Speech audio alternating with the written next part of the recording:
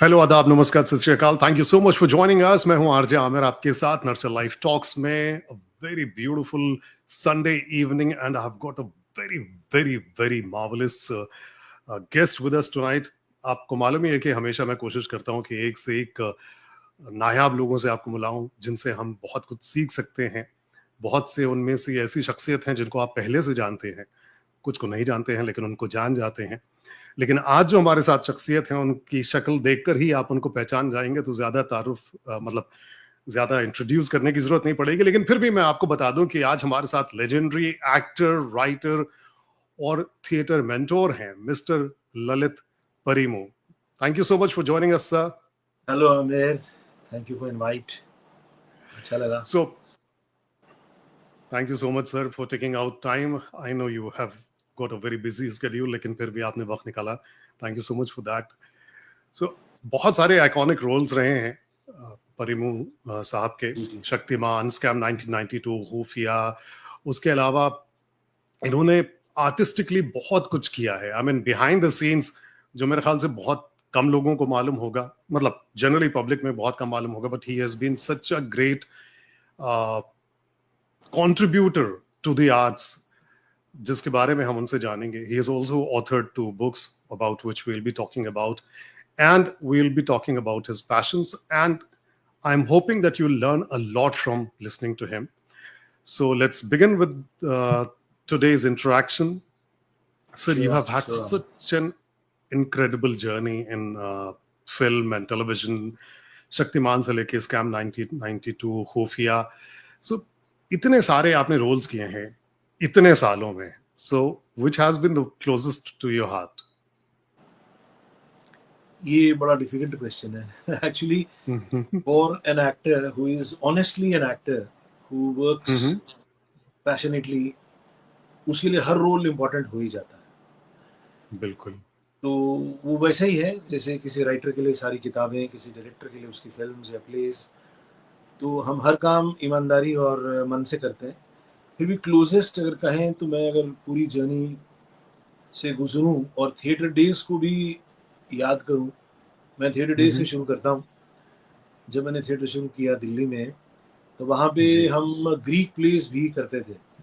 तो मुझे वो ओके। 2-3 प्लेस, मैंने कुछ ग्रीक प्लेस किए थे। उसमें इफिजीनिया इन ऑलिस एक प्ले है सोफोक्लिस का, उसमें एगमेम्नन, किंग एगमेम्नन का रोल किया था। और बहुत ज़्यादा शो नहीं हुए थे, 10 से 12 शो हुए थे, बट उसमें वो कॉस्ट्यूम, वो स्पीच, वो ग्रैंडियर प्ले का, huge sets, and the way I could portray a character of that magnitude with a lot of emotional intensity, and the way people loved me, particularly the critics, they applauded me for my performance.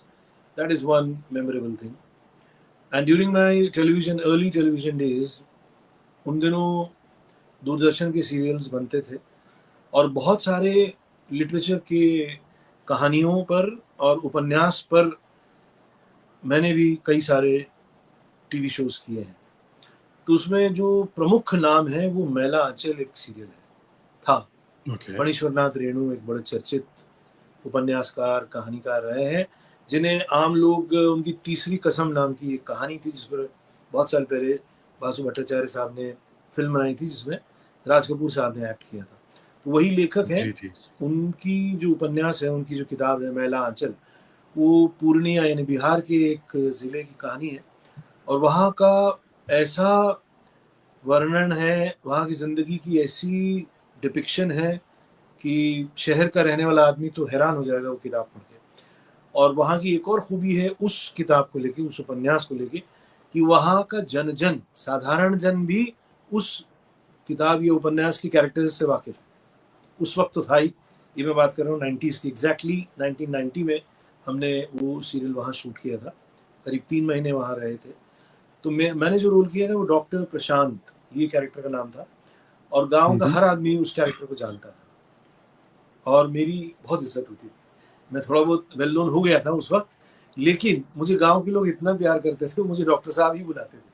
मैं कमाल, मतलब उनकी इस behaviour से मैं हैरान, और मुझे लगता था क्या है भारत, इतना प्रेम, इतना प्रेम। मुझे हर हर दिन मुझे किसी न किसी घर में एक न्योता मिलता था, जस्ट बिकॉज मैं उस मैलांचल उपन्यास का एक चरित्र हूँ जिसे फणीश्वरनाथ रेणु जी ने लिखा है। फणीश्वरनाथ जी को तो वहाँ भगवान मानते थे और मुझे भी वो भगवान की तरह ही ट्रीट करते थे। तो जो वक्त वहाँ बिताया वो ज़बरदस्त, कमाल का, इमोशनली बहुत ही टचिंग डेज थे। जब विदाई भी हुई थी, हम सब शूटिंग से जब बाहर निकले तो सब लोग वहाँ रो रहे थे।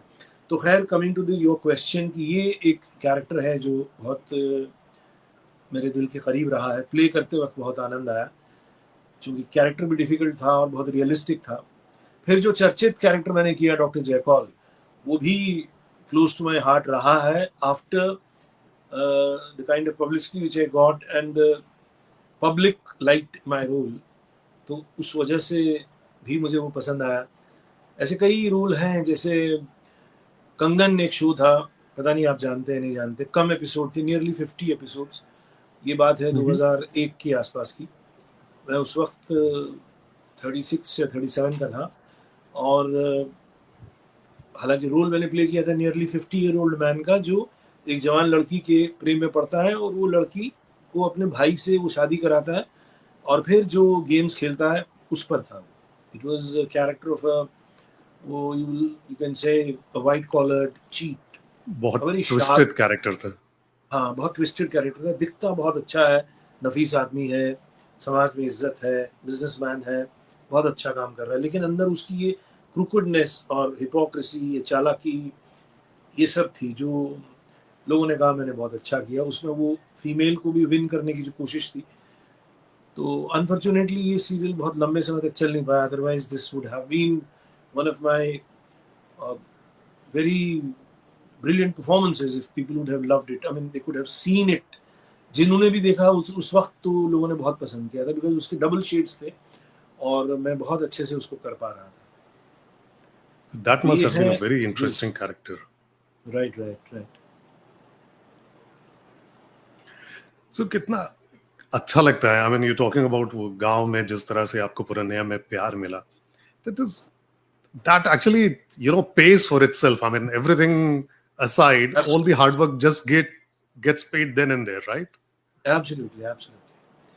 Not only that, and as a human being or as a lover of humanity and the world, we, while traveling, going for shootings and going for plays, we come to see the world a lot, the different kind of True, people, poverty, richness, strange kind of experiences which happen.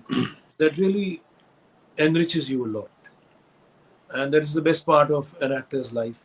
Maybe a businessman also who is traveling also experiences a lot, but as an actor, because you get loved by the people, लोग आपको पसंद करते हैं, प्यार देते हैं, तो वो एक ऐसी फीलिंग है जो बहुत देर तक मन में रहती है और उसकी क्रेविंग भी बनी रहती है। ये भी रहता है कि और चाहिए, अगर नहीं मिलता प्यार तो कुछ कमी लगती है, मुझे लगती है कि क्यों नहीं मिल रहा, ऐसा है। ये एक बड़ा ही थिन लाइन पे चलने वाली बात है। इसमें लोग बहुत फ्रस्ट्रेट भी हो जाते हैं। इसका नेगेटिव एस्पेक्ट भी है कि जिन एक्टर्स को, मैंने तो खैर अपने आप को दूसरे तरह से ट्रेन किया है कि मिले तो अच्छा, ना मिले तो भी अच्छा। ऐसा करके मैंने अपने पिछले 15-20 साल अपने आप को अलग तरीके से ट्रेन करके बनाया है। अदरवाइज एक्टर्स जिनको फिर एक्कोलेड या एप्लॉज या लव फ्रॉम द पीपल या रिकॉग्निशन नहीं मिलता है, वो काफ़ी डिप्रेशन में चले जाते हैं और उनका एक सैड पार्ट जीवन का शुरू हो जाता है। जैसे जिंदगी की हर चीज़ में है, अच्छाई के साथ बुराई छिपी हुई है, सुख के साथ दुख है, तो ये दोनों एस्पेक्ट हैं नॉर्मल एक्टर के जीवन में, बट समझदार लोगों को इसको मैनेज करना आना चाहिए। But I think you, as it is, have never chased that kind of recognition Stardom. or Yeah. stardom as such, because Right. you've done both commercial cinema and serious drama. And I mean, I think you have more focused on the roles rather than कि उसका नतीजा क्या मिलेगा, मतलब उसे stardom क्या हासिल होगा। जी जी जी, वो हुआ ऐसा मेरे साथ कि in my mid 20s only I realised this. When I started like imagination में, तो I started when I was 16-17। I am from Kashmir, तो मैं Okay. स्कूलिंग मेरी कश्मीर में ही हुई है, till 12th I studied there, केंद्रीय विद्यालय श्रीनगर में पढ़ा हूँ मैं, और तब साइंस पढ़ता था। लेकिन उन्हीं दिनों ये एक्टिंग का, उसको कॉमन भाषा में बोलते हैं ना, भूत सवार हुआ। तो भूत जैसा ही होता है, सुबह शाम वही घूमता रहता है। और इंस्पिरेशन तो फिल्म्स ही थी, और शुरू में तो मिस्टर बच्चन साहब ही की फिल्में पसंद आती थी, फिर बाद में दूसरे लोग भी पसंद आने लगे जैसे जैसे हम आगे बढ़ते गए जीवन में। लेकिन शुरुआती इंस्पिरेशन बच्चन साहब की फिल्में ही थी, और खुद मिस्टर बच्चन थे। लेकिन हम कैसे फिल्मों तक पहुंचे, कैसे एक्टर बने, प्रोफेशनल एक्टर बने, इसके लिए जब थोड़ा सा स्टडी किया, रिसर्च किया, तो पाया कि theatre is the best way, and Delhi में अच्छा थिएटर होता है। So I decided that after 12th I should go to Delhi and do my theatre there and get trained there with theatre directors. तो वही किया, और करते करते जैसे ही हम थिएटर कर रहे हैं, तो मेरा वो फिल्मी भूत भी उतरना शुरू हुआ। बिकॉज मैं स्कूल में अच्छे स्टूडेंट में ही गिना जाता था, तो स्टडी का एस्पेक्ट जो है उसका चस्का लग गया। तो जब थिएटर कर रहे हैं, तो थिएटर का इतना वास्ट वर्ल्ड है, जैसे मैंने अभी कहा, ग्रीक थिएटर है, मॉडर्न थिएटर है, शेक्सपियरियन थिएटर है, पारसी थिएटर है, नौटंकी है, फिर ब्रेख्त का थिएटर है। मैं इन सब थिएटर की दुनिया से वाकिफ होता गया, और चकाचौंध भी हो रहा था, और अच्छा भी लग रहा था, और अपने आप को ग्रूम भी कर रहा था। मैंने अपने आप को सेल्फ ट्रेन ही किया है, but with different theatre groups and different theatre directors, and I was like awestruck. और ये तभी समझ में आया in my very first year of theatre training that ये जो फिल्म का ग्लैमर है, ये तो चाइल्डिश ड्रीम है। Because I realized that it is basically one has to become an artist. The way a painter is an artist, or a singer is an artist, or a dancer is an artist, or a sculptor, or just a poet. ये वैसा True. काम है। Films तो ठीक है, उसका glamour है, उसमें पैसे हैं, नेम एंड फेम है, ऑटोग्राफ साइन होती है, ये सब है, चकाचौंध की दुनिया।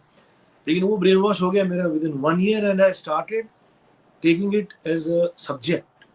और उन्हीं दिनों मेरे मन में ये तय हो गया कि yes, I will become an actor professionally, but stardom तो चेज करना दूर की बात थी।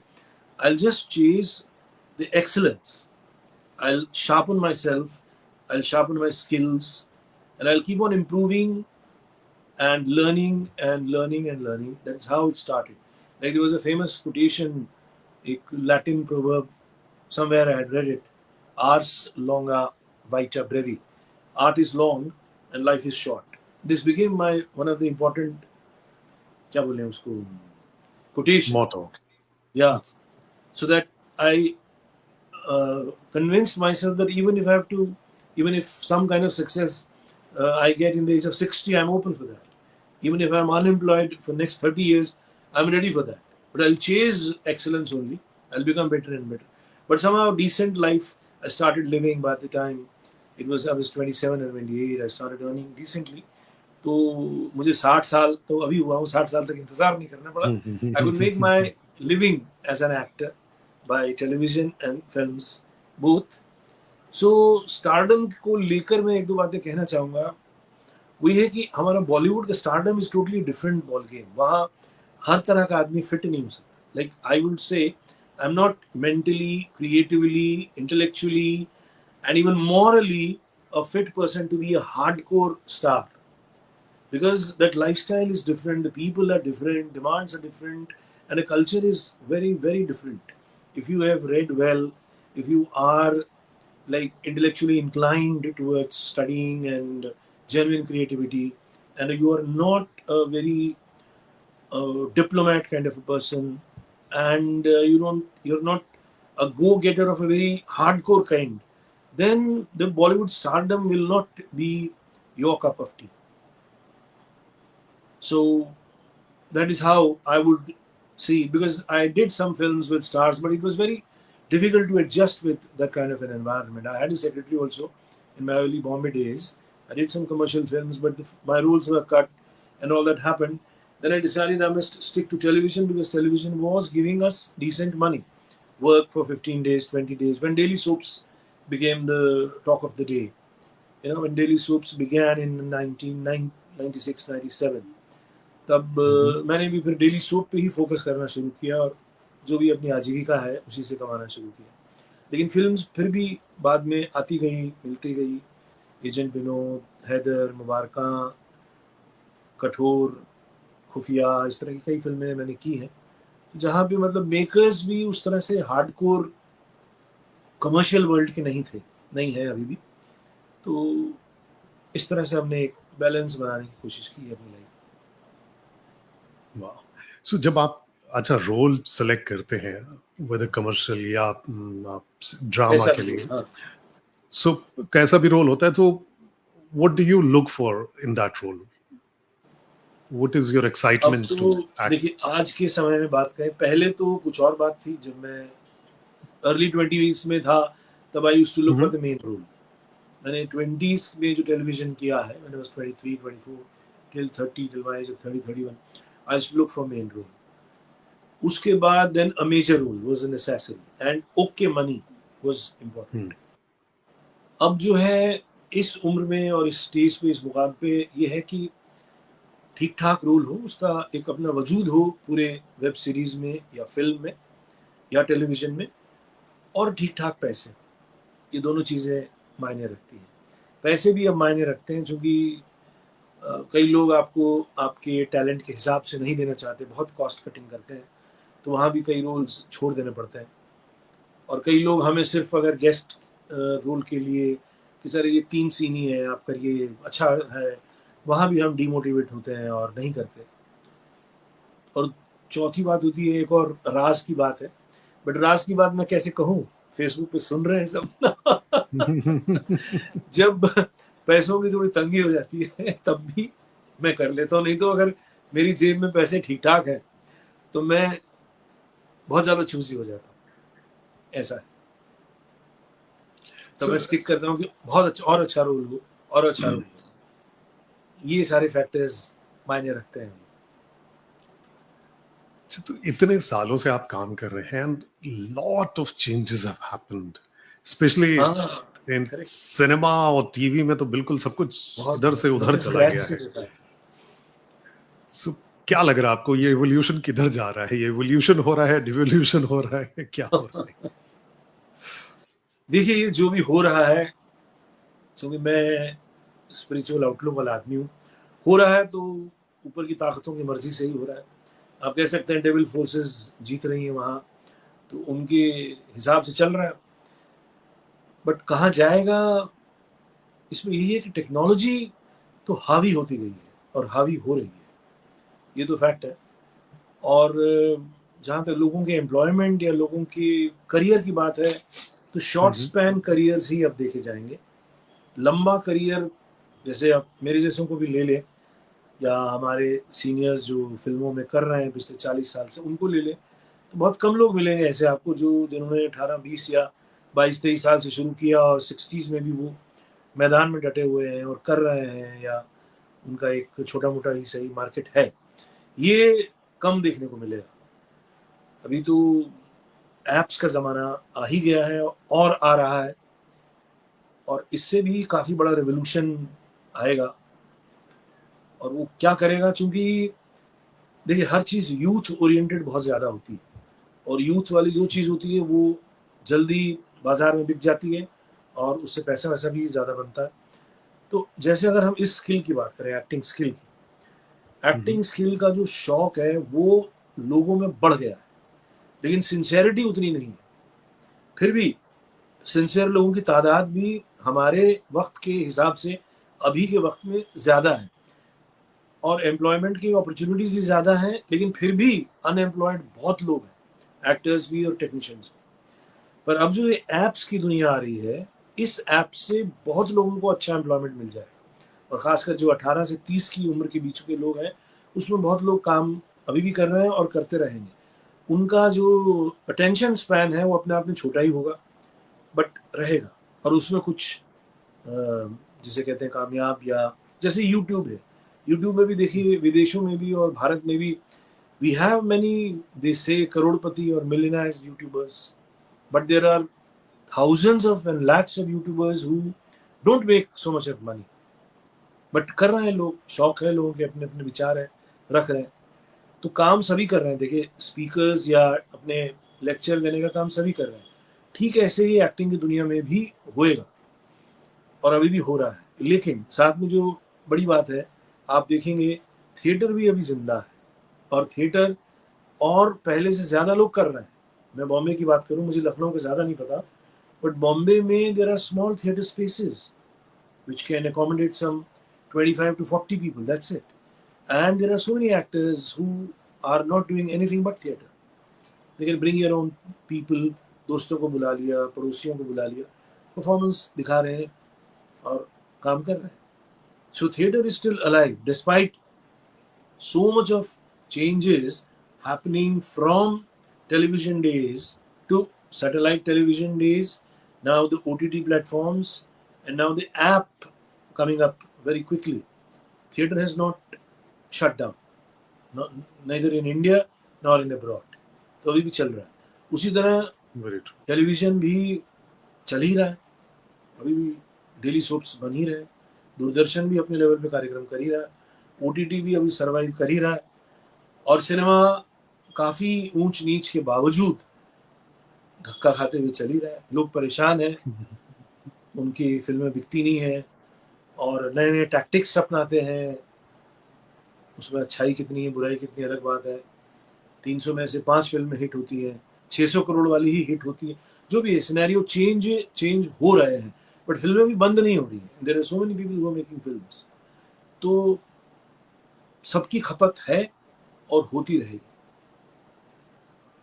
So, लेकिन ये आपने सही कहा, अटेंशन स्पैन इतना कम हो गया है कि कम हो गया. I mean, और इतने ज्यादा लोग हो गए हैं कि अभी तो मालूम ही नहीं होता. I mean, मुझे तो people like me who are not really watching television or movies all the time. So I don't even know who all are there. I mean, every time I open, there's somebody new and I don't know who they are. Yes, yes. Anyway, so that's happening. So you spoke about theater. Theater Lucknow में खैर अभी थोड़ा वापस से revive हुआ है. बीच में थोड़ा डेड सा था, लेकिन अभी तो it has revived. हालांकि कोरोना के बाद फिर से थोड़ा सा फर्क पड़ा है, लेकिन it's still much better condition now in Lucknow. And Lucknow used to be a very theater centric place. Absolutely. One of So, the important theatre cities, yeah. हाँ. So, लेकिन theater की बात करें, so you have such a strong theater background. So does that also affect your influence your work in televisions and films? Yes, definitely. The background of theatre helps. Background of theatre definitely helps an actor in order to play the role which you're playing. I can see the difference when I interact with youngsters who have no theatre background. They do not believe in living the role. They do not believe in preparing a role, which we all do who have come from theatre background. तो वो एक difference दिखता है. उनके लिए हर role एक जैसा ही है और हंसते खेलते ही आप करते हैं. सभी लोग ज़्यादातर ऐसे करते हैं. बट जो थिएटर बैकग्राउंड से आए हैं वो चाहते हैं कि वो एक एक सेंटेंस, एक एक संवाद, एक एक डायलॉग जो बोल रहे हैं वो मन प्राण से आए. तो मन प्राण से या हार्ट से बोलने के लिए वैसी तैयारी भी करनी पड़ती है. अपने आप को उस सिचुएशन में उसी तरह से इमेजिनेशन से ढालना पड़ता है और खूब रिहर्सल करके अपने आप को तैयार करना पड़ता है. ये थिएटर वाले आदमी की एक तैयारी, तो वो करने की कोशिश करते हैं जब जब मौका मिलता है. और जहाँ अच्छे डायरेक्टर्स मिलते हैं वहाँ वो आपसे डिमांड करते ही है. डेली सोप में थोड़ा सा ये हो गया है कि people just if you are just delivering your lines that's fine. So daily soaps कई बार आपके एक्टिंग स्किल को थोड़ा सा नुकसान पहुंचाता है. ये मेरा मानना है. Because you're not living the character. Basically, You're it's not living. a You're just lot rushing off quickly. You have to deliver like factory में जैसे आप प्रोडक्ट निकालना है, आपको टास्क है, एक डेडलाइन फिक्स्ड है. तो डेडलाइन वाला जो काम है उसमें कॉम्प्रोमाइज हो ही जाता है. Technologically you are doing good, but और चूंकि वो लोग कहते भी हैं ये तो अखबार के जैसा है, रात को देखेंगे उसके बाद भूल जाएंगे, अगला एपिसोड आएगा. भूल जाएंगे. हाँ. So they also don't worry. ऐसा. So you also did one thing. You, instead of focusing on your roles and all that, you ended up founding Nata Samaj because you Nat wanted to Samaj, nurture yeah. Nut Nut समाज, Samaj. नट नट Nut नटों का Samaj. समाज Nut. है। Okay. नट Nut is actually, Samaj. हाँ Okay. हाँ, Yes. Okay. That's Nut Samaj. हाँ That's नट मतलब वही that's अपने very different. नट नटी, संस्कृत थिएटर Okay. में नट That's कहते हैं that's ना, awesome. नाट्य जी शास्त्र जी में जी भी, जी. हाँ जी जी।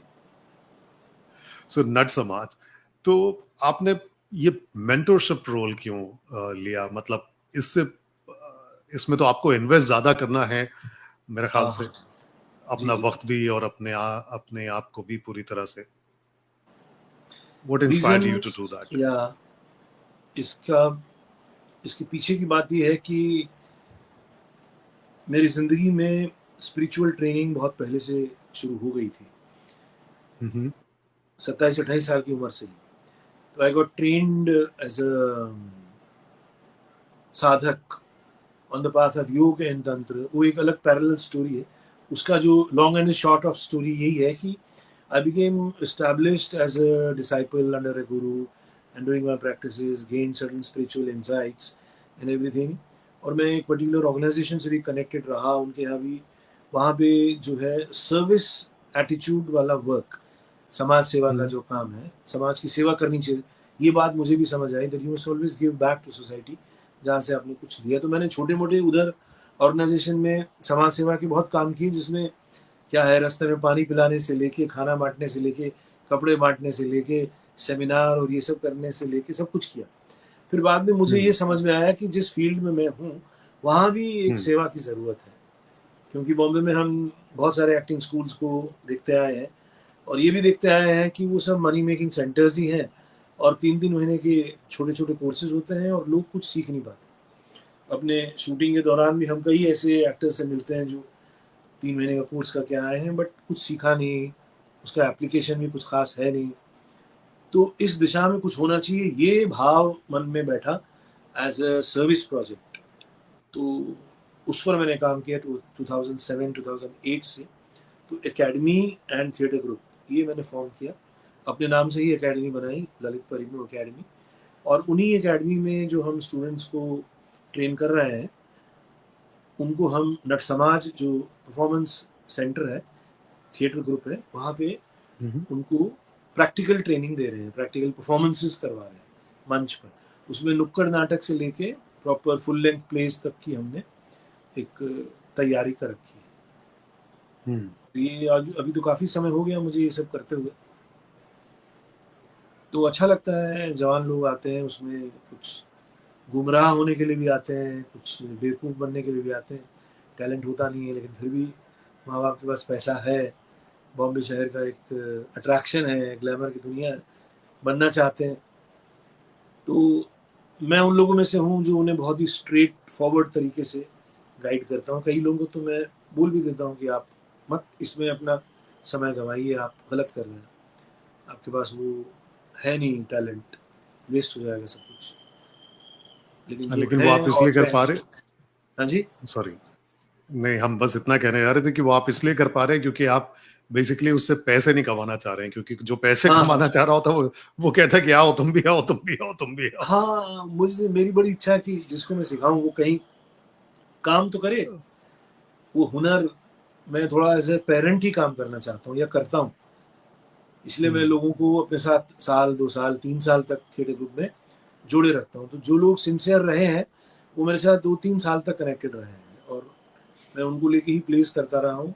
और बहुत लोग उसमें से इतने सालों से किया है, तो कई लोग हैं जो टीवी में काम कर रहे हैं और ठीक ठाक जिंदगी जी रहे हैं।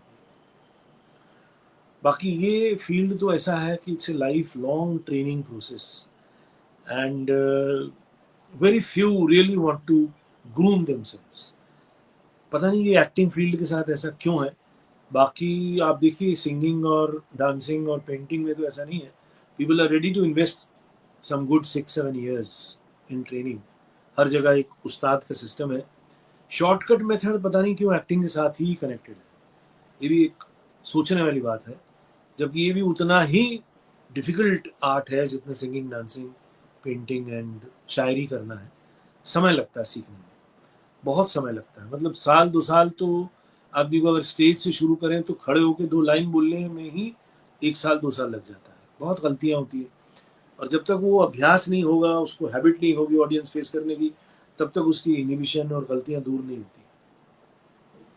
So, ऐसा है ये क्या कि उनको लगता है कि हर किसी को, जैसे मैं रेडियो में से ताल्लुक रखता हूँ, तो लोगों को लगता है क्योंकि वो बातचीत कर लेते हैं लोगों के साथ, उनका मतलब बात करना पसंद है, तो ज्यादातर जब इंटरव्यूज लेता था मैं, तो वो हायरिंग के लिए, तो आप आरजे क्यों बनना चाहते हैं, रेडियो पे क्यों आना चाहते हैं, क्योंकि लोग कहते हैं मैं बोलता बहुत हूँ। तो मैंने कहा लोगों को बोलना बहुत एक स्किल नहीं है।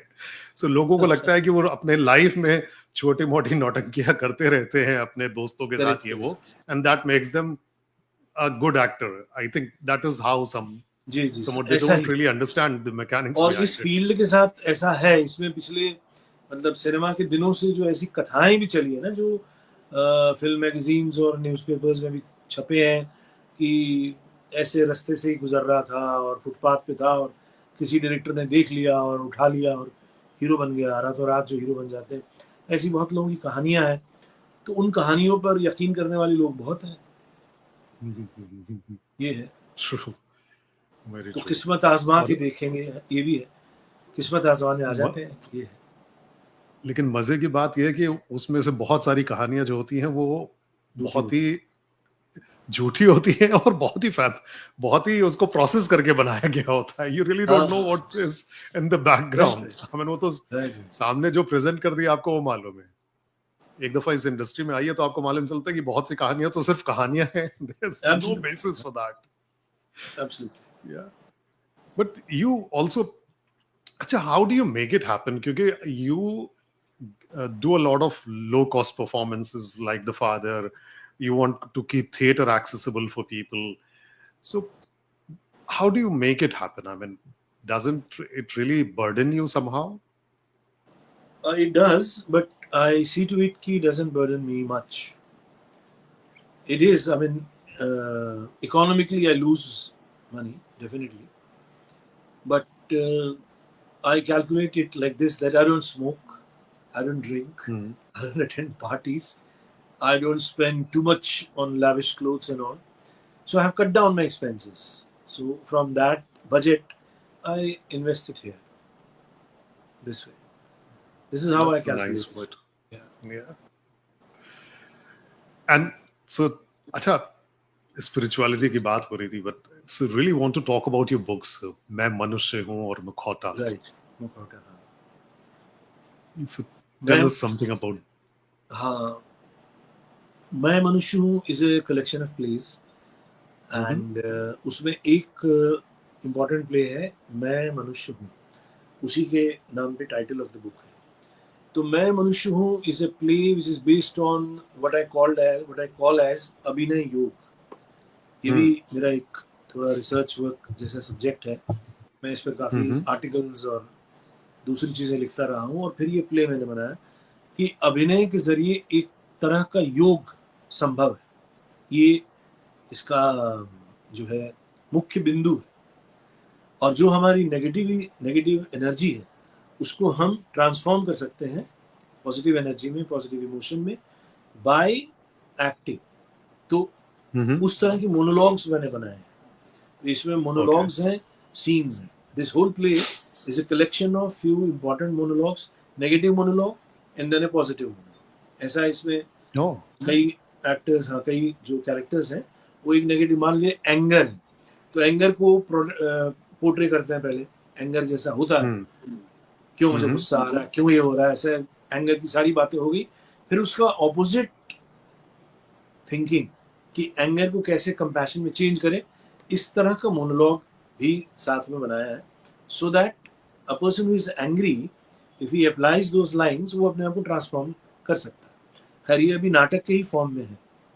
उसी तरह Okay. उसमें सीन्स ऐसे हैं of relationships, life is relationships only. जितने भी हमारे लव रिलेशंस हैं, husband wife, father son, girlfriend boyfriend, mother daughter, father daughter, तो उनकी negative scene and positive scene ऐसा करके बनाया है। आप पहले एक नेगेटिव सीन देखते हैं कि उसमें जैसे फादर सन का एक बड़ा इशू है करियर को लेके, बाप बोलता है ऐसा करो, बेटा बोलता है मैं ये नहीं करूँगा, तो झगड़ा होता है। फिर एक पैचअप सीन है जिसमें दोनों का एक पैचअप होता है और एक वार्मथ और फ्रेंडली रिलेशन को बिल्टअप करने की कोशिश है। तो मैं मनुष्य हूँ का थॉट यही है कि आप तभी मनुष्य हैं जब जब आप अपने अंदर की जो नेगेटिव एनर्जी है उसको ट्रांसफॉर्म करने की कोशिश शुरू करते हैं। आपके अंदर एंजल भी है, आपके अंदर डीमन भी है। तो जो आप धीरे धीरे अपने डीमंस को समझ के उन डीमंस को ट्रांसफॉर्म करना शुरू करते हैं तो ही आप मनुष्य कहलाने लायक है, नहीं तो आप थोड़े से जानवर के नजदीक ही हैं। तो ये बात बेसिकली ये धर्म की बात है, सभी धर्म यही कहते हैं और यही करवाते हैं कि आपके अंदर का जो शैतान है वो मरे और फरिश्ता थोड़ा जगे। वही बात इसमें हमने जो मेथोडोलॉजी ली है वो मोनोलॉग्स के लिए, वो स्पीच के लिए। तो इसमें मैं पावर ऑफ स्पीच पे फोकस करते हुए कैसे शब्द जो है तरंग बदल सकते हैं। शब्दों में वो ताकत है और शब्द के साथ भाव है। शब्द अगर खास रस से प्रोजेक्ट किया जाए तो आपका जो मेंटल वर्ल्ड है और इमोशनल वर्ल्ड है उसमें ट्रांसफॉर्मेशन लाया जा सकता है। और मैं इसको अगर जब भी कई बार इसके लेक्चर्स भी करता हूँ तो वहाँ इस तरह से बात करता हूँ कि देखिए सारे फेस्टिवल्स के पीछे यही मकसद रहा है। सारे फेस्टिवल्स के पीछे हम करते क्या है, बुराई के ऊपर अच्छाई की विजय, यही बात करते हैं।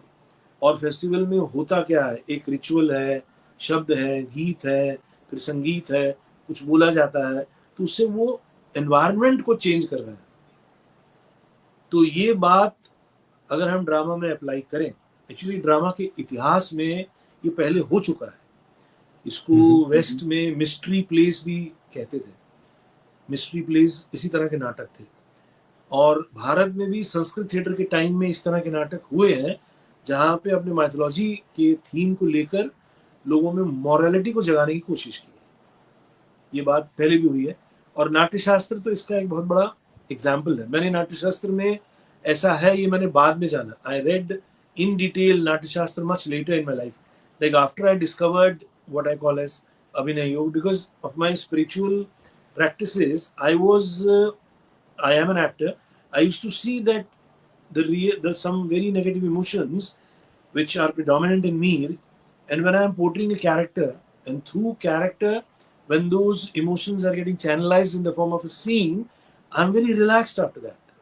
This gave me a thought कि अगर ये काम कॉन्शियसली हर कोई करे तो वो अपने अंदर के गुस्से को, हेट्रेड को, जेलसी को, प्राइड को, ग्रीड को ट्रांसफॉर्म कर सकता है। तो उस पर मैंने काम करना शुरू किया, विच आई कॉल अभिनय योग, और उसी पर ये नाटक बेस्ड है, मैं मनुष्य हूँ। और इसका हम मंचन करते रहते हैं। ये मेरा एक फेवरेट प्ले है जो गैप के बाद मैं करता रहता हूँ। अभी हमारा लास्ट प्ले द फादर हुआ है, मगर ये प्ले अभी 6 महीने पहले किया था, इसको हम फिर करेंगे। तो ये विचार है इस नाटक के पीछे। बाकी दूसरी किताब जो मुखौटा है वो एक उपन्यास है, एक लंबी कहानी है।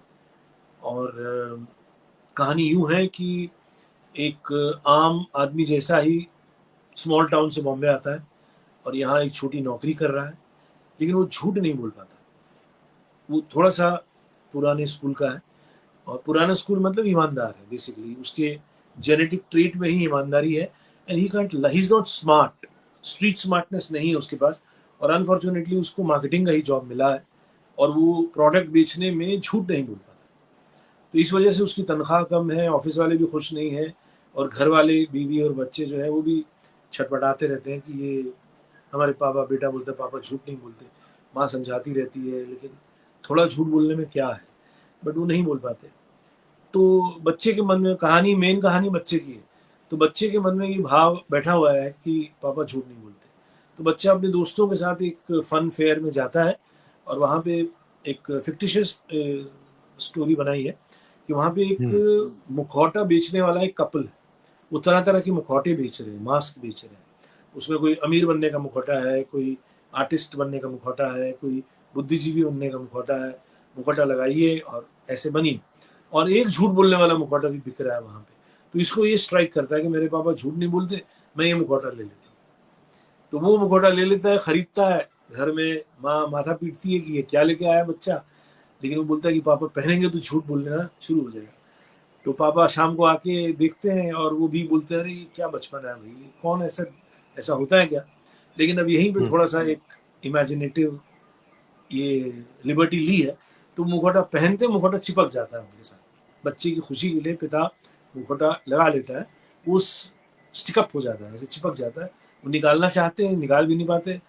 वो शीशे की तरफ देखने जाते हैं अपने आप को, तो उन्हें लगता है एक अलग ही एक चेहरा दिखता है, कोई अमीर आदमी का चेहरा दिखता है। तो मुखौटे से एक ट्रांसफॉर्मेशन आती है उनके जीवन में कि वो झूठ बोलना शुरू करते हैं। तो long and the short of the story is, और वो धीरे-धीरे तरक्की करते हैं, पैसे कमा रहे हैं, घर बदल रहा है, फर्नीचर छोटा, पहले स्कूटर आ गया घर में, मोबाइल सब आना शुरू हो गया, and he becomes not a rich man but decent life शुरू हो गई। बट कहानी यहाँ खत्म नहीं होती है। एक दिन उसके बच्चे का जन्मदिन ही मनाया जा रहा है after 4 years now. They are living very decent life. और जन्मदिन जब चला, शाम हो गई, रात हो गई, तो पिता के पीठ पे एक बॉयल सा कुछ निकला है और उसको पेन होता है, और उसकी वजह से वो काफी परेशान रहते हैं। लेकिन धीरे धीरे ये बॉयल जो है बढ़ता जाता है, फोड़ा बढ़ता जाता है और एक कुबड़ का शेप ले लेता है। हिज बॉडी बिकम्स क्रूकड, और इलाज करने की कितनी भी कोशिश करें तो नहीं हो रहा है। जो भी है डॉक्टर, ये वो पेन किलर दिया जाता है, उससे आराम मिलता है। और लेकिन इसको समझ में आ रहा है कुछ कुछ फादर को कि मैं क्यों ऐसा हो रहा है मेरे साथ। तो ये बेटे से बात करता है कि तुमने मुखौटा कहाँ से लिया था, वो सब एक्सप्लेन करता है। और बोलता है कि पता करो कि इसके पीछे कोई राज है क्या, क्या था मुखौटा, कोई जादुई, सच में जादुई था क्या। तो बच्चा जाता है अपने फादर के लिए, जो मुखौटे बेचने वाला कपल था उनसे पता करता है। वो बताते हैं कि हमें तो एक मंदिर में कोई पुजारी है वो देता था, वो कहाँ से लाते हैं हमें नहीं पता। तो ये ट्रेस करता हुआ वहाँ जाता है और उस पुजारी को बता देता है कि ये बात है, मेरे फादर इस तरह से परेशान है। तो बोलता है वो पुजारी, उसको बोलते हैं कि देखो मुझे भी कुछ नहीं पता कि ये तिलिस्मी मुखौटा है, बट कभी कभी इसमें कुछ हो जाता है, तो अपने पापा को बोलो जिस रास्ते से आए थे उसी रास्ते से वापस चले जाए। बेटा समझ नहीं पाता है और फादर को जाके यही बोलता है। फादर समझ जाते हैं कि मैंने जो झूठ बोलने का रास्ता चुना था वो गलत था, तो मुझे झूठ बोलने की कमाई से मुझे अपनी ज़िंदगी नहीं बनानी है। तो ही टेक्स अ फर्म डिसीजन कि मैं ये इस तरह का काम नहीं करूँगा झूठ बोलने वाला, मैं सच के रास्ते पर ही चलूँगा। वो ऑफिस से रिज़ाइन करता है और ट्यूशन वाला काम शुरू करता है, यूट्यूब चैनल बनाता है, उससे अपना कुछ लेक्चर्स वाला काम शुरू करता है। बेटा और बीवी उसका साथ देते हैं और बड़े घर को छोड़ के वो सिंपल घर में रहते हैं और जीवन उनका सरल हो जाता है। और ये कहानी का पूरा एक संदेश है कि मुखौटा लगा के क्या हुआ, फिर मुखौटा लगा के कैसे फेंक दिया। अंत में मुखौटा ऐसा उनको घर के बाहर कहीं टूटा फूटा हालत में दिखता है।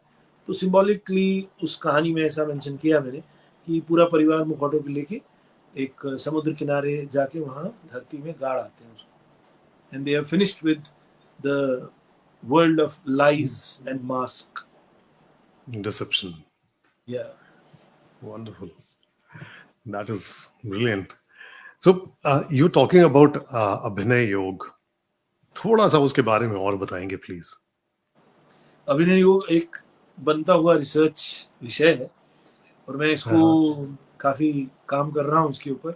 मेन बात यही है कि अपनी नेगेटिविटी को ट्रांसफॉर्म करो, और मेन बात में कई सूत्रों में या कई प्रिंसिपल्स में ये है जो पुराने लोग भी कह चुके हैं। The world is a stage and all men and women are merely players. They have their exits and their entrances, and one man in his life play many parts.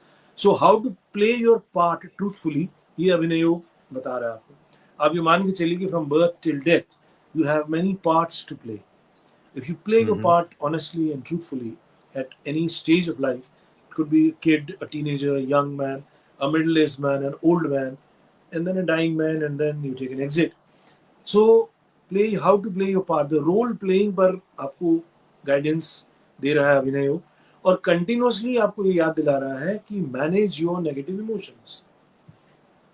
अपने नेगेटिव इमोशंस को manage करना is the main focus of अभिनय योग therapy और अभिनय योग system. और इसमें जो मेथोडोलॉजी है वो शुरू में मोनोलॉग्स एंड सीन वर्क है। तो इसमें हम थोड़ा सा ये बोलते हैं कि आप थोड़ा सा अभिनय सीखिए।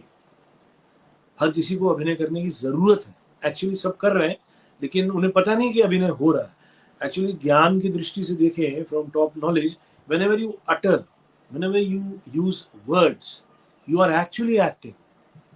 Acting begins when the words come out from your mouth. It is kind of acting because you are speaking, you are uttering, you are communicating, you are expressing. चाहे आप केवल नॉर्मल कॉन्वर्सेशन ही एक्सप्रेस कर रहे हो, शब्द निकल रहे हैं, शब्द के पीछे अक्षर है, और अक्षर बहुत सटल वाइब्रेशंस हैं पूरे कॉस्मोस की। इस तरह से बहुत सी बातें हैं। बट अगर कोई इसको सेल्फ हेल्प के ट्रैक पे लेना चाहता है, तो पहला इसको 3 स्टेज में डिवाइड किया है। First stage is you learn bit of acting. उसमें ट्रेनिंग ऑफ एन एक्टर से आपको गुजरना होगा कि बॉडी कैसे कम्युनिकेट करती है, वॉइस कैसे हम कम्युनिकेट कर सकते हैं, और इमोशंस को कैसे हम परफॉर्मेंस के लिए हम इमोशंस को कैसे ट्रेन कर सकते हैं। रियल लाइफ में तो इमोशंस अपने आप आते हैं, लेकिन एक्टर का काम है इन अपने आप आने वाले इमोशंस को कॉन्शियसली रिप्रोड्यूस करना, तभी वो एक्टर है। तो थोड़ा सा एक्टिंग सीखिए, ये हम अपने शिक्षा में रखते हैं। हालांकि बहुत लोग एक्टिंग करते ही हैं, वकील हो, डॉक्टर हो, मार्केटिंग वाले हो, कितने ही लोग हो, बेचने वाले जितने लोग हैं वो एक्टिंग ही करते हैं। तो ये फर्स्ट स्टेज की बात है। दूसरे स्टेज में हर व्यक्ति के नेगेटिव इमोशंस अलग, इसको मैं 6 एनिमीज और 8 बॉन्डेजेस उस कैटेगरी में मैंने इसको फॉर्मुलेट किया है। किसी का एंगर ज़्यादा है तो किसी की जेलेसी ज़्यादा है, किसी का हेट ज़्यादा है तो किसी का फियर ज़्यादा है। हर आदमी फियरफुल नहीं है, हर आदमी एंग्री नहीं है, हर आदमी जेलस नहीं है, बट कोई ना कोई ये नेगेटिव शेड हर किसी में कभी ना कभी प्रिडोमिनेंट है। उसके साथ साथ आपके जो इंडिविजुअली जो सप्रेस्ड इमोशंस है, उसको भी हम टैप करने की कोशिश करते हैं with certain exercises, with certain questionnaire. कि मान लीजिए जैसे इसको हमने रस से जोड़ा है, अभिनय में जी रसों की बात है, सारी कलाओं में रस है, श्रृंगार, करुण, हास्य, वीर, रौद्र, अद्भुत, भयानक, शांत। तो मान लीजिए किसी का श्रृंगार रस सप्रेस्ड, उस सप्रेशन की वजह से ही वो चिड़चिड़ा है या एंग्री है या जेलस है, तो हम उसे कहेंगे कि अभिनय के जरिए आप इस श्रृंगार को लाइए, मोनोलॉग्स के जरिए, सीन के जरिए थोड़ा एक्टिंग करिए, प्लेटफॉर्म एक्टिंग का मिलता है, और नाटकीय तरीके से श्रृंगार लाइए। तो वैसे भी जिस आदमी के जीवन में रोमांस की कमी है, श्रृंगार की कमी है, वो रोमांटिक बुक्स पढ़ता है, रोमांटिक मैगजीन देखता है, या सेक्सुअल मैगजीन देखता है, या रोमांटिक फिल्में देखता है। रोमांटिक फिल्मों को पसंद करने के पीछे की वजह यही है हर व्यक्ति के जीवन में कि वो रोमांस को चाहते हैं। ठीक ऐसे ही करुण रस के साथ भी है, सैडनेस या अनहैप्पीनेस, मिजरी के साथ भी यही है। तो आपके अंदर कौन सा इमोशन हावी है और वो किस रस से कनेक्टेड है, उसको कोलैबोरेट करते हुए एक स्टूडेंट को उस तरह के मोनोलॉग्स दिए जाते हैं, और उससे उसकी हीलिंग भी होती है, उसकी थेरेपी भी होती है, और वो धीरे धीरे अपनी इनवर्ड जर्नी में और जा सकता है। ये सेकेंड फेज में करते हैं। थर्ड फेज में कुछ कॉन्सेंट्रेशन और मेडिटेशन की कुछ प्रैक्टिसेस हैं जिसको सिखाई जाती है। तो ये इस तरह से 3 फेज में बनाया है। इस पर भी किताब लिखनी है, और होपफुली साल भर में हो जाएगा वो काम। hopefully, तो because जी this is actually a wonderful way that you play out whatever is absolutely, lying whatever is latent in suppressed you. और whatever is lying inside, What या is, yeah. So once you play it out, it comes out in the open, and you are able to get over it. You are able to assimilate correct, it in at least for your some time personality. You are free.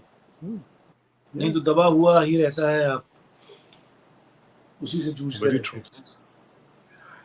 So, Acha, getting back to acting, what is one big misconception that people have about being an actor, जिसको आप बदलना चाहेंगे? हाँ, very true. Biggest misconception is that an actor is an extraordinary human being. This is the biggest misconception. मेरी कितनी ताकत है इसको बदलने की मैं नहीं जानता, लेकिन ये एक बड़ा मिसकंसेप्शन है, और ये इंडिया में ही नहीं और ऑल ओवर वर्ल्ड है। और इससे जुड़ी हुई मैं बहुत सारी बात कहना चाहूँगा। देखिए, खासकर सिनेमा का जो पावर है, थिएटर में भी एक टाइम में पावर तो था ही, लेकिन थिएटर में हमने कभी भी एक्टर्स को वो दर्जा नहीं दिया, क्योंकि रीज़न था उसका कि समाज बहुत ज़्यादा ये कैपिटलिस्ट लोगों के हाथ में नहीं था।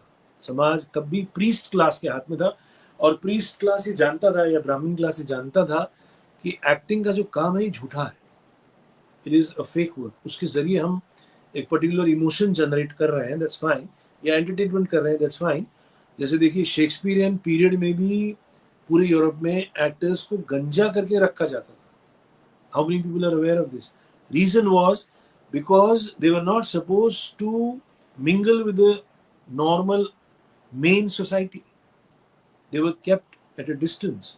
और नाट्यशास्त्र या संस्कृत ड्रामा के टाइम्स में भी नटों को समाज से अलग रखा जाता, उनके गांव अलग थे, उनके गांव के नाम यही थे, नटों का समाज ही होता था, मेन सोसाइटी के साथ उनको इंटरमिक्स करने की इजाजत नहीं दी जाती थी, बिकॉज ये अंडरस्टूड था कि नट और मोस्टली आर्टिस्ट उनका कैरेक्टर थोड़ा सा गड़बड़ ही रहता है, ये बात है, and they are more into drugs and intoxicants and other kind of what takes them away from morality. मतलब ये बात प्रचलित थी, ज्ञानी लोग ही जानते थे. लेकिन मॉडर्न टाइम्स में सब इंटरमिक्स हो गया है. और मॉडर्न टाइम्स में देखिए, जो अछूत थे या भारतीय वर्ण व्यवस्था के हिसाब से जो शूद्र थे, आज वो समाज के टॉप पे है. तो wheel has moved full circle. आज समाज का फर्स्ट एंड फॉरमोस्ट, मतलब वो वैसे पावरफुल नहीं है, लेकिन फिर भी इज्जत उसकी और नाम एक्टर का ही सबसे ज्यादा है. बेशक कंट्रोल करने वाले बिजनेसमैन हैं और पॉलिटिशियंस हैं, वो तो है ही है, बट फेस वैल्यू में एक्टर्स का कोई जवाब नहीं है. वो मेन स्ट्रीम सोसाइटी का क्या कहते हैं, इन्फ्लुएंसर्स हैं. तो ये क्यों हुआ? बिकॉज सिनेमा की पावर से हो गया. सिनेमा का जो जादू है या सिनेमा का जो मैजिक है, उसमें सबसे बड़ी जो मिसकंसेप्शन या मिसअंडरस्टैंडिंग ये हो जाती है, ये जो कहानी हम देख रहे हैं, उसमें जो चरित्र हम देख रहे हैं, उस चरित्र से जो हमारा प्यार हो रहा है, अफेक्ट, हम जो अटैच हो गए, या एज एन ऑडियंस जो हम पसंद कर रहे हैं, उसी को हम एक्टर मान रहे हैं. जबकि वो एक खास कहानी के दायरे में कैमरा और एडिटिंग और डायरेक्शन और म्यूजिक और इन सब को लेकर वो बना है.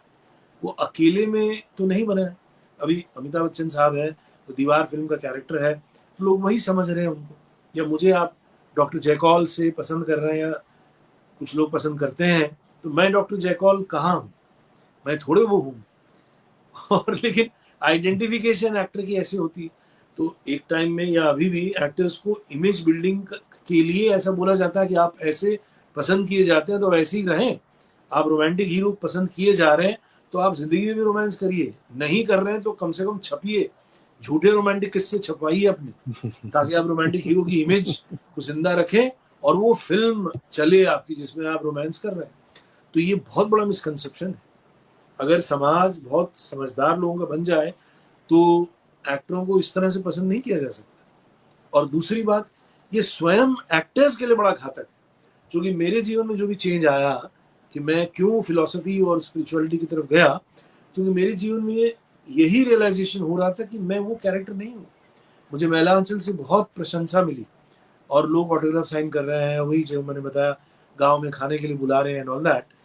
लेकिन मैं यही सोचता था, मैं तो ये नहीं हूँ, मैं कहाँ डॉक्टर हूँ? वो तो एमबीबीएस डॉक्टर था, मुझे तो एनाटॉमी फिजियोलॉजी मैंने 8वीं 9वीं तक पढ़ी होगी, मुझे कहाँ पता डॉक्टरी क्या होती है. तो they are in love with an image.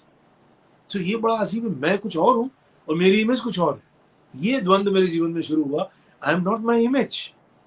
और यही जीवन का सबसे बड़ा फॉल्स लिविंग का कारण है. और एक्टर्स के साथ ये बहुत ज्यादा होता है, because they live with an image, but the reality is something else. So any actor who is intelligent would like to minimize the image. वो गैप उसको कम करे, रहे नॉर्मल जीवन में, और जब कोई रोल मिला उसको किया, कुछ पैसे कमाए, पब्लिसिटी हो गई, काम खत्म हुआ, बिकम ए नॉर्मल मैन. आप हैं normal with your normal weaknesses and frailties and your strengths और whatever. You are as normal as any clerk और एनी ऑफिसर और मैनेजर और एनी ह्यूमन बीइंग. जस्ट एक स्किल है, हुनर है, जिसको आज के समय ने टेक्नोलॉजी के कारण इतना बड़ा एक विस्तार, ऐसा चकाचौंध वाला सा एक सिस्टम में बना दिया. तो ये मिसकंसेप्शन है जो कभी चेंज होगा, कब चेंज होगा पता नहीं. शायद ये जो नए नए एवोल्यूशन हो रहे हैं, ये ओवर जब हो जाएगा ना, तब शायद चेंज होगा. और मुझे ऐसा लगता है चेंज तभी होगा जब, देखिए, अब ये अलग बात कह रहा हूँ, ये मेरा विचार है, क्योंकि हम लोग टू मच ऑफ मटेरियलिज्म की तरफ जा रहे हैं as a civilisation. Not only us we Indians, हम लोग तो फिर भी पीछे ही हैं, यूरोप एंड अमेरिका. तो ये अपने क्लाइमैक्स पे पहुंच के कहीं तो डिस्ट्रक्शन की तरफ जाएगा ही, Very true. because it will lead the entire humanity to disaster and lot of deaths and all. It's- And then when the humanity would like to rebuild, then moral values will be brought again. This I feel very strongly, because right now people are chasing money and glamour and quick money, that too. जल्दी जल्दी पैसे कमाओ बस यही हो रहा है. Yes, I think you can say that because you are more connected to yourself. नहीं तो normally लोगों को वो जो shallow सी image दिख रही है, जो shallowness नजर आ रही है, that is reality for them because they don't want to go beyond that. Correct. They don't really want to look beyond that. And it's very convenient also. It's very convenient to believe something to be true. But that leads to a lot of disorders. वो तो insanity की Yeah. निशानी है. वो schizophrenia अभी हो जाता है. That's why people indulge in drinkings and all. क्यों होती है? बहुत कम एक्टर्स हैं जो अपने आप को सेन रख पाते हैं, बहुत कम है. आप 1 घंटा भी, आधा घंटा भी किसी एक्टर के साथ नॉर्मल बातचीत करो, यू विल रियलाइज कि वो कितने नार्सिसिज्म जो है बहुत बड़ी बीमारी है एक्टर्स की. ये तो मैं अपनी क्लासेस में भी कहता हूँ कि generally an actor is a narcissist. Self love, image love, Self love. मैं मी उसको फिर मैं दिखूं, मेरा चेहरा दिखे. ये जो है, ऐसा नहीं है कि दूसरे प्रोफेशन में नार्सिसिस्ट नहीं है, बट यहाँ तो ज्यादा ही है. हाँ, लेकिन मीडिया तो पूरा उसी पे सर्वाइव ही उसी पे करता उसी पे है. सर्वाइव कर रहा है. जी जी. हर दूसरा शख्स ही उसी में है. And but people also buy into it ना. I mean, if I'm a narcissist, people buy it easily than if I have. अगर कोई बिल्कुल एकदम नॉर्मल दिखता है ना और बिल्कुल नॉर्मल बातचीत करता है तो लोग फिर उसको उतना सीरियसली लेते भी नहीं है. लेकिन जो बिल्कुल अपने में डूबा हुआ और बिल्कुल टैंट्रम्स थ्रो करता हुआ होता है उसको ज्यादा सीरियसली लेते भी हैं. I mean, ये भी है. मतलब लोगों के ऊपर भी लोग भी ऐसे हैं क्योंकि वो खुद वैसा चाहते हैं, बिकॉज लोग चाहते हैं जो हम नहीं कर पा रहे हैं ये कर रहा है. ऐसा है. ये कर लोग रहा है. भी अंदर तो उनके वही है ना, अंदर तो सबके अंदर मामूलीपन ही है और किसी तरह से इम्पोर्टेंट हो जाए तो फीलिंग ऑफ बिकमिंग इम्पोर्टेंट ये सबके अंदर है. और एक्टिंग के जरिए आप बहुत जल्दी इम्पोर्टेंस गेन कर सकते हैं, ऐसा एक भ्रम फैला हुआ है. हाँ, वो किसी भी कॉस्ट पे हो लेकिन you do हाँ, become किसी भी important cost for पे at least करने for a की little कोशिश while. करते हैं. Yes. So, okay, looking back, I mean, what impact do you want to leave on the world, whether through your films, theater, अभिनय योग, जो कुछ भी है, उसके जरिए आप आने वाली जनरेशन्स पे क्या एक इम्पैक्ट छोड़कर जाना चाहते हैं? ये भी आपने बड़ा सही सवाल पूछा, मेरे मन का सवाल पूछा, क्योंकि मैं बहुत नया इम्पैक्ट छोड़ के जाना चाहता हूँ. जब शुरू हुआ था अभिनय योग मेरे मन में, तब मैं यही था कि I want to transform the entire thinking pattern towards acting. I want to bridge, rather I want to mix acting with spirituality. That every actor should be a spiritualist. First thing. उसका लक्ष्य जो है वो supreme being को पाने की कोशिश होना चाहिए, एक्टर को भी और सबको, आम आदमी को भी. और जो फिल्म और थिएटर और ड्रामा है उनका मुख्य थीम भी यही होना चाहिए. The goal which I am talking. मैं कई फिल्में ऐसी लिख भी रहा हूँ और है मेरे पास, तो कोशिश रहेगी कि उन फिल्मों को बनाऊं कि जैसे इस सब्जेक्ट में तो बहुत लोग काम करते ही हैं कि good wins over the bad, ये तो है ही है. But for me it is the spiritual goal that is the main aim of human life. That should be propagated or should be depicted through a story. This is what I would like films to show. मेरे लिए मैं आज तक समझ नहीं पाता हूँ ये अंडरवर्ल्ड की फिल्में बनती क्यों, मुझे कभी डाइजेस्ट नहीं हुई. मैं आज भी चोर की कहानी, क्रिमिनल की कहानी, मैं इससे विचलित हो जाता हूँ. मैं बोलता हूँ क्यों हीरो है ये criminal, why do you want to show murder वाली फिल्म में क्या दिखता है? इतना ग्लैमराइज कर देते हैं उसको कि वो आप चोर की चोरी करना और मर्डर करना जो है वो अच्छा लगने लगता है. अच्छा लगने लगा. क्या है आपके पास अच्छे लोगों की कमी है क्या? आपके पास कॉन्फ्लिक्ट की कमी है क्या? अब इस मामले में देखिए ऋषिकेश मुखर्जी की फिल्में बहुत अच्छी थी, एक भी फिल्म उनकी ऐसी नहीं है जो मर्डर रिलेटेड है, वो सब घरेलू कहानी है। ये मेरे लिए अगर मैं कहूँ फिल्मों में ऋषिकेश मुखर्जी की फिल्में बहुत मीनिंगफुल हेल्दी फिल्में थी, ऐसी ही फिल्में ज्यादा होनी चाहिए। मैं इन तरह की फिल्मों के भी पक्ष में नहीं हूँ कि अमीरों को विलन दिखाओ और गरीबी को हाईलाइट करो, ये भी जरूरी नहीं, लेकिन फिर भी एक वक्त जब समाजवाद आया, ऑल ओवर वर्ल्ड या साम्यवाद आया, तो इस तरह के सब्जेक्ट्स आए तो भी वो अच्छे ही थे। एटलीस्ट आप गरीब लोगों की बात तो कह पा रहे हैं कहानी के जरिए, किसी किसान की बात कह रहे हैं, किसी मजदूर की बात कह रहे हैं, उसके स्ट्रगल और उसकी सफरिंग को दिखा रहे हैं, वो फिर भी बेटर है, वो फिर भी अच्छा है। लेकिन क्रिमिनल को ग्लोरीफाई करना ये कहीं से डाइजेस्ट ही नहीं होता। तो इस तरह की फिल्में तो बंद ही होनी चाहिए। और too much of nudity, too much of superficial sexual thoughts वाली Violence. फिल्में बेईमानी है, ये सब बंद होना चाहिए। और मेरे ख्याल से सबसे बड़ा स्ट्रगल जो है आदमी का, अगर आपने पढ़ा हो, एक उपन्यास है ब्रदर्स करमजो, दोस्तोयेव्स्की का, उसमें एक 3 भाइयों की Dostoevsky. कहानी है, Brother. या एक भाई, छोटा भाई, वो एक औरत से भी प्यार करता है, साथ में वो ईश्वर के ट्रैक पे भी है, और उसका जो कॉन्फ्लिक्ट है बड़ा इंटरेस्टिंग तरीके से दोस्तोयेव्स्की ने दिखाया है। मेरे को इस तरह के कॉन्फ्लिक्ट ज्यादा अच्छे लगते हैं। अब उसकी वो बीवी नहीं है अभी, लेकिन वो गर्लफ्रेंड ही है। A man who is torn between love for God and love for lust और love for a woman, this is an interesting subject. इस तरह के विचार पे बात हो। या एक फिल्म थी एंगर मैनेजमेंट, मुझे वो बहुत पसंद आई थी। मैंने वो बहुत लोगों को सजेस्ट भी किया था, ये देखो ये एंगर मैनेजमेंट पे डायरेक्ट एक कितनी अच्छी फिल्म आई है, आप देखिए इसको। एक फिल्म थी फोन बूथ, वो भी बहुत अच्छी फिल्म थी। तो इस तरह की फिल्में ज्यादा होनी चाहिए, जिसमें आदमी का संघर्ष ऐसा हो कि वो अपनी कमजोरी से लड़ते हुए बेहतर इंसान बने। ये फंडामेंटल थॉट होना चाहिए।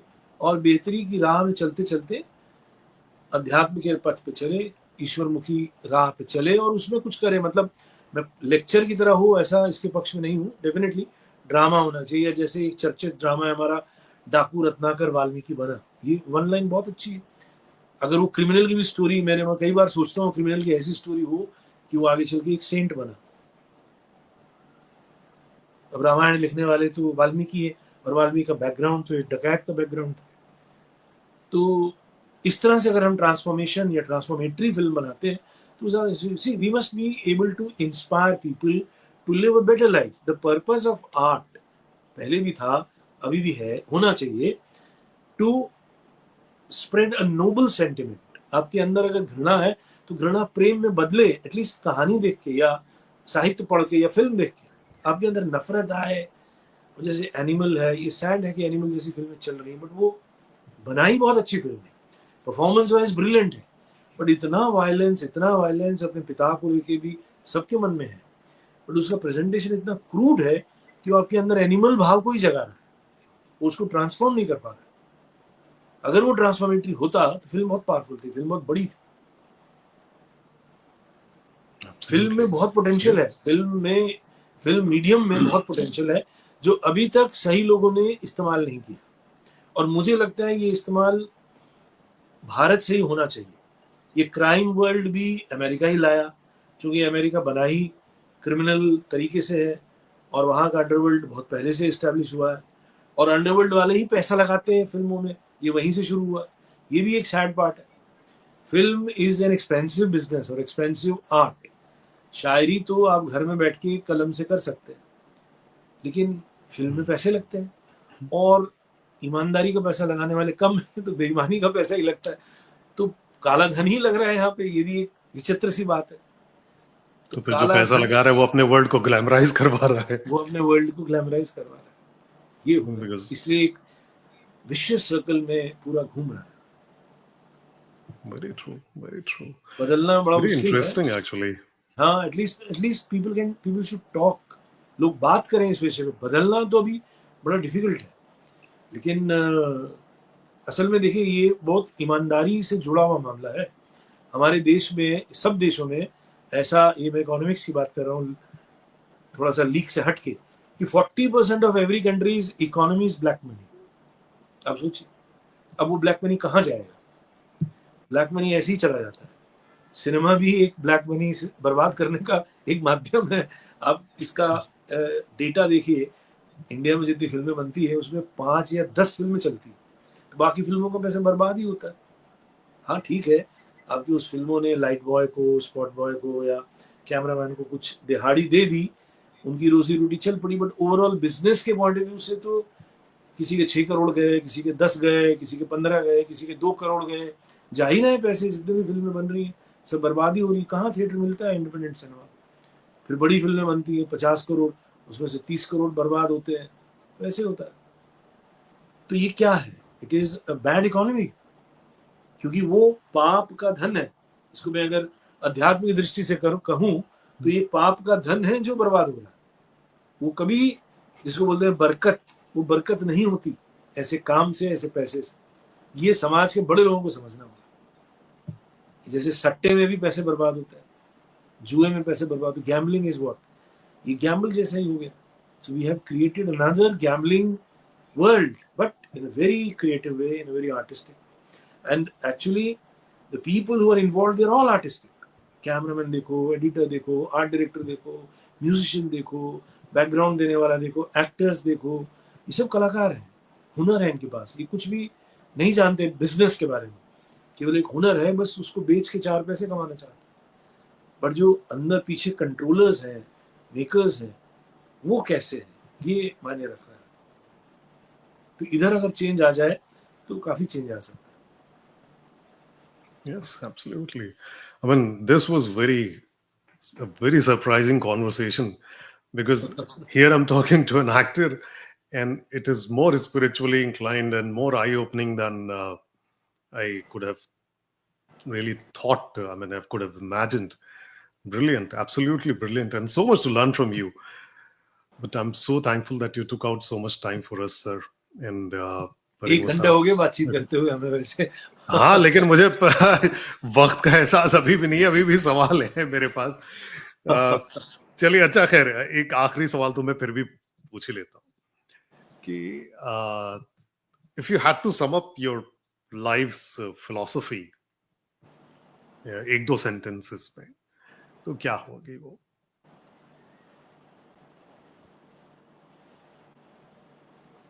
एक दो सेंटेंस में तो आपने, हाँ, सोचने के लिए मजबूर ज्यादा कर छोटा हो दिया। गया। हाँ अच्छा, नहीं ठीक ठीक है, है, फिर भी थोड़ा मैं सा कर बड़ा। सकता हूँ।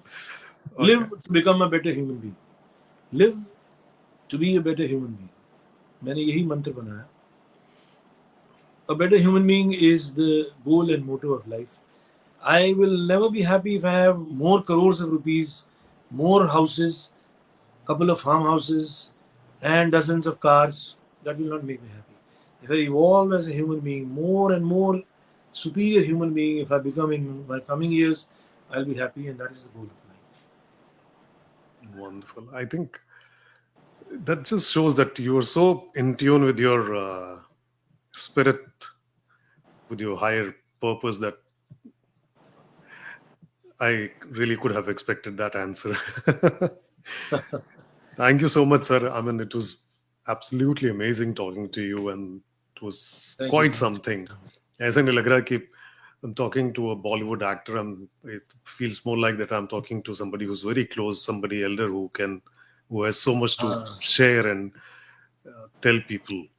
So that was. I hope that people इसमें से कुछ निचोड़ लोग निकाल पाए, खास तौर से जो वो एक बहुत रंगीन सा चश्मा लगाकर घूमते हैं फिल्मों के लिए, मीडिया के लिए, और उनको लगता है कि ये सब कुछ जो है वो बस सब सच है, जो दिखाया जा रहा है टीवी पर और न्यूज़पेपर में जो छप रहा है वो सब एकदम सच है, and this is how it is, and they are able to look beyond that and find a little bit truth in their life.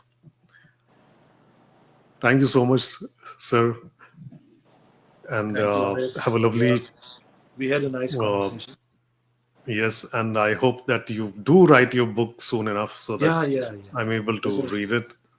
मुझे भी अच्छा ही लगा कि मेरे जो विचार हैं इस तरह के प्लेटफॉर्म से ज़्यादा से ज़्यादा लोगों तक पहुँचे, और वही है, let a good word reach the right ear, किसी सही कान में पड़े तो किसी का भला हो, यही बात है। और we should keep on doing good work जितना भी हो सके।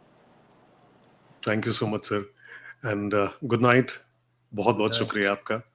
Thank you, Good night, Amir. sir. And yes, goodbye. Namaskar. So, हमारे मेहमान Lalit Parimu ji, a very famous Bollywood actor and such a deep man. I mean, so much to learn from him. I hope that you picked up quite a bit of wisdom from him tonight. And thank you so much for joining us. We'll be meeting again next Sunday, 8 baje. Tab tak ke liye, have a wonderful, wonderful night ahead. Have a wonderful week ahead. And all the best to you. Good night. Bye-bye.